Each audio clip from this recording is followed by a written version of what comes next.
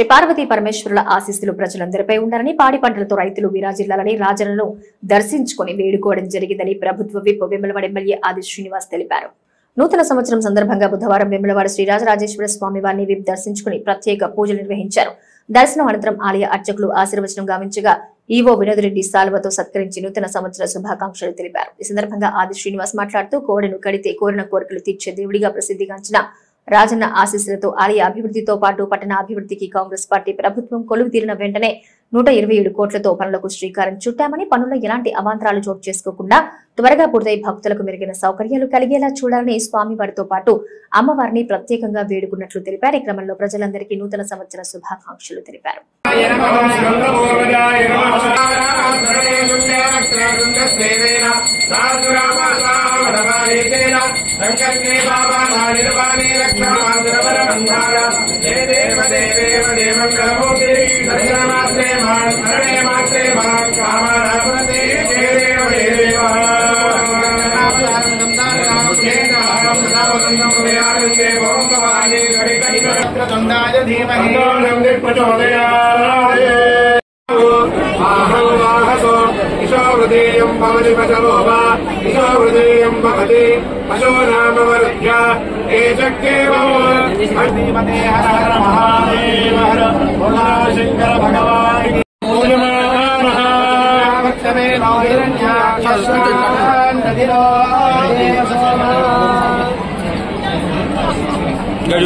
సాయి గారు ఒకసారి చూడరా.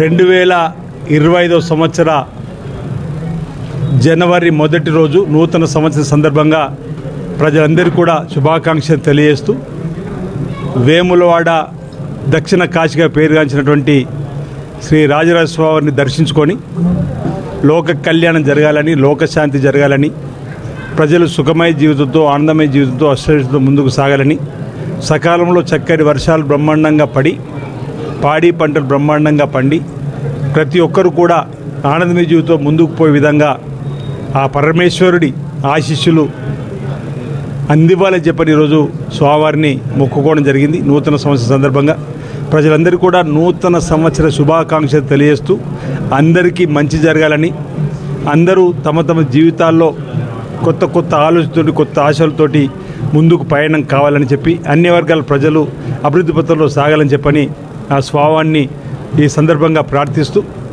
కోరిన కోరికలు తీర్చు తండ్రి, కోడెమొక్కను చెల్లిస్తామని చెప్పినటువంటి ప్రీతి పాత్రమైనటువంటి మొక్కు వేల రాజన్న ఆలయంలో ఉన్నటువంటి సందర్భంలో రాజన్న ఆలయంకి వచ్చేటువంటి భక్తులు కూడా మెరుగైనటువంటి దర్శనాన్ని కల్పించడంలో, ఆలయ విస్తీర్ణ, ఆలయానికి వచ్చే భక్తులకు ఎలాంటి ఇబ్బంది తలెత్తకుండా ఈ రాష్ట్ర ప్రభుత్వం కూడా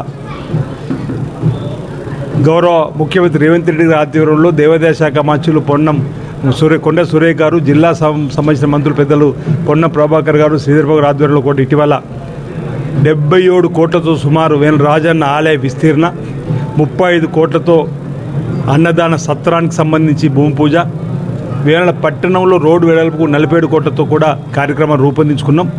ఈ 2025 సంవత్సరాల పనులను కూడా వేగంగా జరిగే క్రమంలో ఎలాంటి విఘ్నాలు తలెత్తకుండా చూడుతాంటని కూడా ఆ స్వామివారిని సందర్భంగా అమ్మవారిని ప్రార్థించడం జరిగింది. ఈ సందర్భంగా 2025 నూతన సంవత్సర ప్రారంభం రోజు సందర్భంగా ప్రజలందరికీ కూడా శుభాకాంక్షలు తెలియజేస్తున్నా. పరమేశ్వర ఆశీస్సులు అందరికీ అందరని వేడుకుంటున్నాను.